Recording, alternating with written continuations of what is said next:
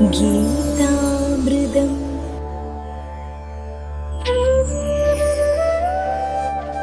അന്നേരം അങ്ങനെയുള്ള വ്യക്തികളെക്കുറിച്ച് ഭഗവാൻ ഇവിടെ പറയുന്നു. അതായത് ഏതാണ്? ഭക്തരുടെ കുടുംബത്തിൽ ജനിക്കുന്ന അത്യപൂർവ ജന്മങ്ങൾ. അവരുടെ പ്രത്യേകത എന്തായിരിക്കും എന്നറിയാം?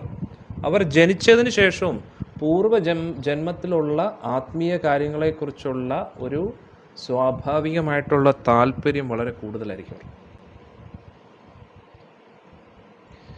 ശോഭന മത്തജി പറയുന്ന പാവപ്പെട്ട കുടുംബത്തിൽ ജനിച്ച് ഉന്നതിയിൽ എത്തുന്നവരോ പ്രഭുജി, അത് ഈ ജന്മത്തിലെ അവർക്ക് അവരുടെ പുണ്യം അനുസരിച്ച് അവരുടെ ഒരു സമയം പറഞ്ഞിട്ടുണ്ട്.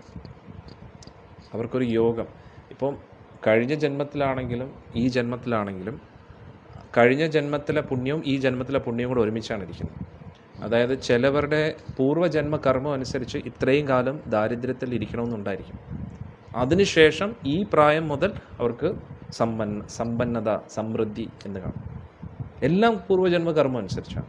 പൂർവ്വജന്മ കർമ്മവും ഈ ജന്മത്തെ രണ്ടും കൂടെ സമന്വയിപ്പിച്ചിട്ടാണ് നമ്മൾ അനുഭവിക്കുന്നത് എല്ലാം. എന്നാൽ ഇവിടെ പറയുന്നു,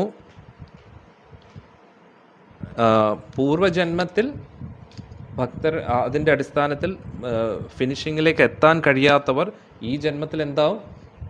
അതീന്ദ്രിയമായിട്ടുള്ള ഭക്തരുടെ കുടുംബത്തിലേക്ക് ജനിച്ച് അവർക്കത് പരിശീലിക്കാനുള്ള അവസരം ലഭിക്കും. അത് അങ്ങനെയുള്ള ജന്മം വളരെ ദുർലഭമാണ്. കാരണം എന്താണ്? അവർക്ക് ജനിക്കുമ്പോഴേ പൂർവ്വജന്മത്തിൽ ചെയ്ത കാര്യങ്ങളോട് ഒരു അമിതമായിട്ടുള്ള താല്പര്യം കാണും. എന്തൊക്കെ? ജപത്തിലും കീർത്തനത്തിലും ഒക്കെ, ഭഗവാനെക്കുറിച്ച് കേൾക്കുന്നതിലും ഭഗവാനെക്കുറിച്ച് പറയുന്നതിലും ഒക്കെ. കാരണം എന്താണ്? പൂർവ്വജന്മത്തിൽ ഏകദേശം അവരെത്തിയവരാണ്.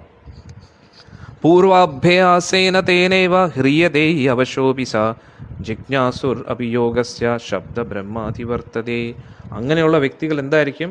ആ പൂർവ്വജന്മത്തിൻ്റെ അതീന്ദ്രിയ അവബോധത്തെ സ്വീകരിച്ചുകൊണ്ട് അങ്ങനെയുള്ള യോഗ അഭ്യാസനത്തിലും ആത്മീയ കാര്യത്തിലും ഒരുപാട് താല്പര്യം കാണിക്കും. അതിനെക്കുറിച്ച് അന്വേഷിക്കാതെ തന്നെ അവരെ തേടി എല്ലാം എത്തും. മനസ്സിലാവുന്നുണ്ടോ? ആത്മീയ കാര്യങ്ങൾ അധികം അവർ അന്വേഷിച്ചില്ലെങ്കിൽ പോലും അവരെ തേടി അവർക്ക് അത് എത്തും എന്നുള്ളതാണ്. അങ്ങനെയുള്ള ഔത്സുഖ്യമുള്ള ഒരുപാട് ജിജ്ഞാസുക്കളായിട്ടുള്ള അതീന്ദ്രിയവാദികൾ എല്ലാ തരത്തിലുള്ള ആചാര അനുഷ്ഠാനങ്ങൾക്കും അപ്പുറത്താണെന്ന് പറയും. ആചാര അനുഷ്ഠാനങ്ങൾക്കൊന്നും അവർക്ക് താല്പര്യം കാണത്തില്ല. അവർക്ക് എപ്പോഴും എന്തിലായിരിക്കും? ലക്ഷ്യത്തിലായിരിക്കും ഫോക്കസ്. പൂജാതി കർമ്മങ്ങൾ അതൊക്കെ ഓക്കെ ആയിരിക്കും. അവർക്ക് എപ്പോഴും എന്തായിരിക്കും? ജപം, ഭഗവാനെക്കുറിച്ച് കേൾക്കുക. അധികം ആചാര അനുഷ്ഠാനങ്ങളിൽ താല്പര്യം കാണത്തില്ല. മനസ്സിലാവുന്നുണ്ടോ?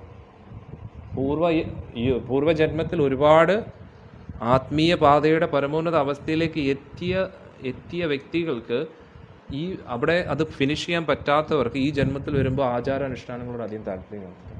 അവർ കഴിഞ്ഞ കുറേ ജന്മം വെറുതെ ടൈം പാസ്. അതുകൊണ്ട് ഈ ജന്മത്തിൽ എന്താണ്?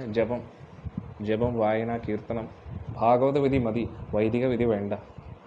മനസ്സിലായി? ശ്രവണം, കീർത്തനം, വിഷ്ണു സ്മരണം, അതിൽ മാത്രമായിരിക്കും ഫോക്കസ്.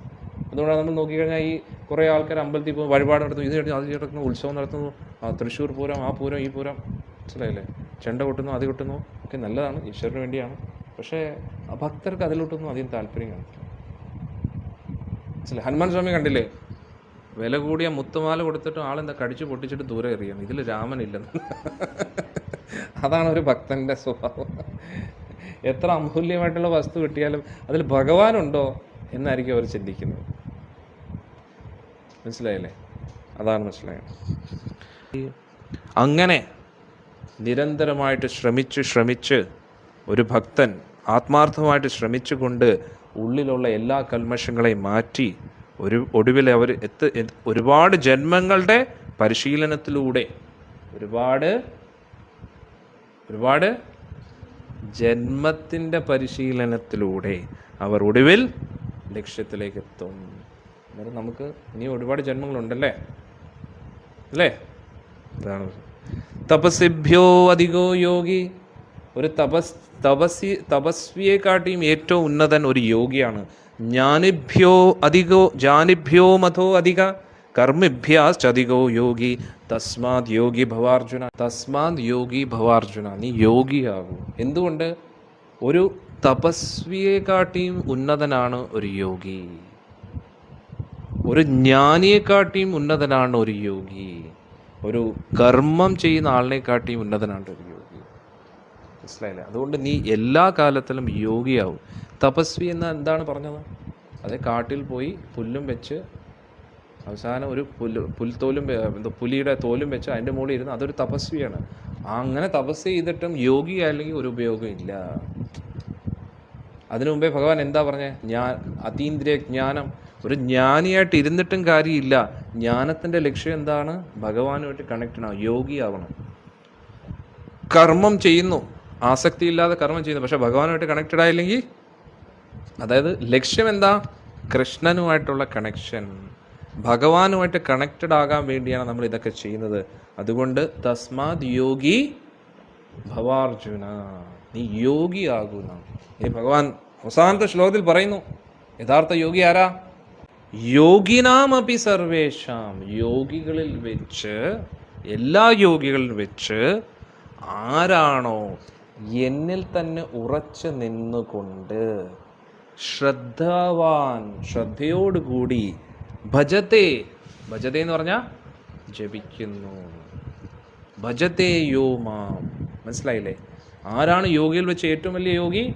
യോഗിനാപി സർവേഷാം മദ്ഗതേ അന്തരാത്മാനാം, എന്നെ തന്നെ ലക്ഷ്യമാക്കിക്കൊണ്ട്, എന്നെ തന്നെ ലക്ഷ്യമാക്കിക്കൊണ്ട് ശ്രദ്ധയോടുകൂടി ഭജത്തെ യോ മാം, അവനാണ് എന്നിൽ തന്നെ എന്നോട് കണക്റ്റഡ് ആയിട്ട് നിൽക്കുന്ന വ്യക്തി. ഹരിവോ, മനസ്സിലായോ? ഇന്നലെ കാട്ടി പോകേണ്ട ആവശ്യമുണ്ടോ? ഒരാവശ്യമില്ല. പുലിത്തോല് കണ്ടുപിടിക്കണോ? പുലിയെ കൊന്നിട്ട് തോല് കെട്ടിക്കണോ?